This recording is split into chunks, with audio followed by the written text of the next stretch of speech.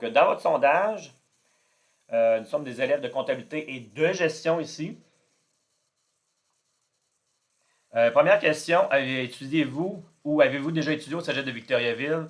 S'ils répondent non, plutôt que de passer à la section suivante, il faut faire envoyer le formulaire. Donc, modifiez ça dans votre sondage.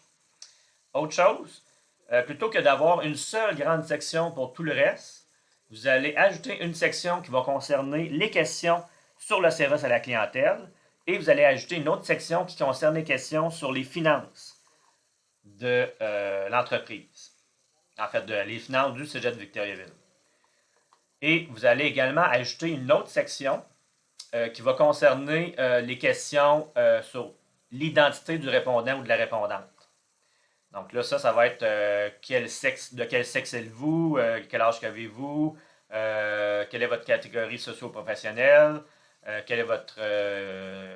bon, plein de questions du genre, quel niveau de scolarité avez-vous atteint jusqu'à maintenant, etc.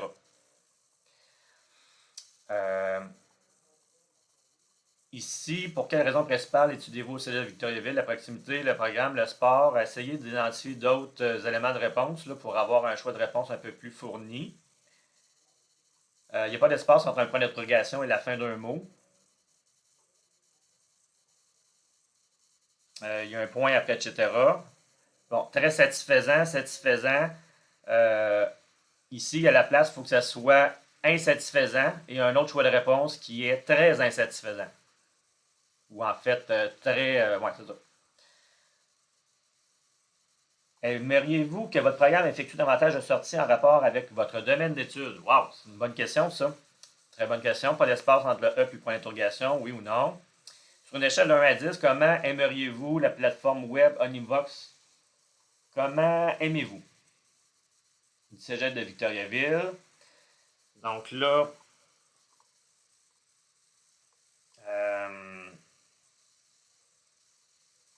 il faudrait...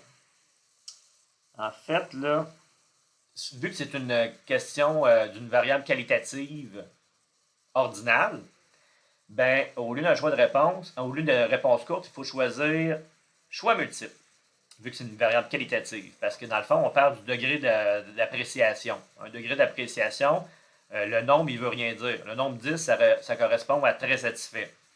Donc là, vous allez plutôt inclure des choix multiples de 1 à 10, puis vous allez spécifier que de 10, c'est très satisfait, puis 1, c'est très peu satisfait. Et vous allez utiliser la description pour ce faire, pour indiquer ces précisions-là. Bon, avez-vous déjà visité le CAFO technopédagogique pour des problèmes techniques? Si oui, êtes-vous satisfait? Bon, là, on ne peut pas poser deux questions en une. Fait que, au lieu de oui, non, je ne suis jamais allé, en fait, c'est oui ou non, là. On va enlever le je ne suis jamais allé. Fait que, la première question, ça va être avez-vous déjà visité le CAFO pédagogique pour des problèmes techniques? Ça, c'est la première question. Là, vous allez inclure une seconde question qui va être conditionnelle à s'ils répondent oui. Ils vont aller à cette deuxième question-là. Donc, vous allez enlever le si oui pour la deuxième question et vous allez dire êtes-vous satisfait du service reçu? Donc, finalement, c'est ça, vous allez ajouter une section ici, particulière pour cette question-là. Combien de fois par semaine mangez-vous à la cafétéria, mentionné du Cégep de Victoriaville ici? Dans la réponse courte ici, vous allez ajouter une description appropriée et une validation de réponse. Validation de réponse, ça vous permet de forcer le répondant à répondre à un nombre spécifique ici. Combien de fois par session allez-vous à la bibliothèque du Cégep de Victoriaville? Donc, vous allez mentionner du Cégep de Victoriaville ici. Même chose, vous allez ajouter une description, une validation. Ça, vous allez faire ça pour chacune des questions quantitatives. Trouvez-vous que les professeurs sont assez disponibles pour leurs élèves, pour des questions, pour des sessions d'aide personnelle, etc.? Donc, oui ou non. Est-ce que les indications du Cégep LA à J vous permettent de bien vous orienter dans celui-ci? Ben, en fait, là, marquez juste oui ou non. Pas oui, c'est clair. Non, je me perds toujours. Tu sais, quelqu'un pourrait dire non, non, c'est pas très clair, puis non, je me perds pas toujours, je commente les deux. Fait que là, si vous voulez savoir le degré de clarté, il faudrait utiliser une échelle ordinale. Mais si vous voulez savoir, si vous voulez mesurer ça au moyen d'une échelle nominale, oui ou non, il faudrait juste marquer oui ou non. Pour combien de matières avez-vous eu recours au service de tutorat? Donc, il faut rendre la question obligatoire. Hein? Toutes les questions, rendez-moi ça obligatoire absolument. Et il faut inclure une validation de réponse également. Combien de sessions avez-vous complété au Cégep de Victoriaville? Bon, on pourrait marquer jusqu'à maintenant. En général, en une session, combien avez-vous d'heures d'absence marquées dans l'ensemble de vos cours? À quelle fréquence voyez-vous des publicités du Cégep de Victoriaville sur les réseaux sociaux? Plusieurs fois par semaine, une fois de temps en temps, très rarement. Vous pouvez indiquer aussi également le choix de réponse jamais. Quelle est la somme des coûts, marquée ici en dollars? Donc, il faut le mentionner dans la question également. Donc, quelle est la somme des coûts en dollars que représente une session de Cégep pour vous? Donc, exemple, inscription, matériel scolaire, sport, activités connexes, virgule, etc. Ah, vous avez des bonnes questions, by the way. Félicitations. Trouvez-vous que le Cégep est en bon état? Bonne question. OK, hey, pour la rendre encore meilleure, la question, là, ce que vous pourriez faire, c'est d'écrire à quel point êtes-vous en accord ou en désaccord avec la phrase suivante. Le Cégep de Victoriaville est en très bon état. Puis là, vous pourriez avoir une échelle ordinale. Ça va être encore mieux. Donc, par exemple, 1, tout à fait en accord. 2, plutôt en accord. 3, plutôt en désaccord. 4, tout à fait en désaccord. Ça serait encore mieux. Comment trouvez-vous les prêts à la cafétéria du Cégep de Victoriaville? Mentionnez ça aussi. Faites-vous recours à de l'aide financière afin de pouvoir étudier au Cégep de Victoriaville? Donc, encore une fois, ceux qui vont répondre oui, donc vous allez ici accéder à une section en fonction de la réponse. Ceux qui vont dire oui, ils vont passer à la section suivante. Ceux qui vont dire non, ils vont passer à l'autre section. Donc, c'est important de faire ça. Parce que là, on ne peut pas poser deux questions en une. Celle-là, ça va être votre deuxième question ici. Si oui, quel montant? Donc, vous allez insérer une deuxième question. Ben, en fait, elle est là, la si oui, quel montant. Donc, vous allez m'enlever ici, si oui, quel montant.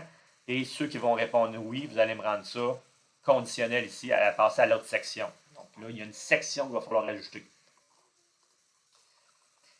Aimeriez-vous que le Cégep de Victo organise davantage d'activités extrascolaires ou parascolaires, je pense qu'on appelle ça? Ben, aimeriez-vous que le Cégep ajoute de nouvelles disciplines sportives? Tu sais, vous avez encore une question sur oui, lesquelles. Fait qu'elle rendait la conditionnelle, exactement comme le même principe que je viens de dire. Combien avez-vous d'amis proches qui étudient avec vous au Cégep de Victoriaville? Très bonne question. Vous allez me rendre ça aussi avec une validation de réponse. Êtes-vous abonné à la COPSCO du Cégep de Victoriaville? Ouais, en fait, non, c'est correct. Combien de fois en une année avez-vous eu recours au matériel technologique de l'école, ordinateur, imprimante? Et boy, combien de fois que j'ai utilisé une imprimante? Je sais-tu, moi, un an? Donc, tu sais, après un etc., il y a toujours un point ici, là, vu que c'est une abréviation. Combien de fois dans l'année j'ai eu recours à un ordinateur du cégep? Ah, écoute, je ne sais pas. Fait qu'il faudrait changer la formulation de votre question pour rendre ça un peu plus clair sur qu'est-ce que vous voulez vraiment obtenir comme réponse. Puis il faut que ça soit facile à répondre. Ceci dit, très beau questionnaire. Vous allez ajouter une section également à la fin du questionnaire qui va s'appeler commentaires et suggestions et qui va comporter deux questions. La première question, ça va être quels sont vos commentaires et vos suggestions quant à l'amélioration de la qualité du service à la clientèle qu'offre le Cégep de Victoriaville à leurs clients, à leurs étudiants et étudiantes.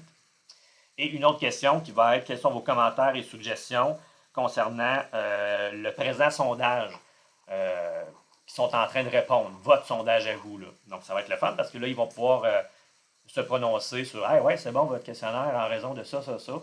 Et vu que ce sont des questions ouvertes, vous allez inclure ça en réponse courte comme ça. Ils vont pouvoir écrire un texte. Donc, bravo!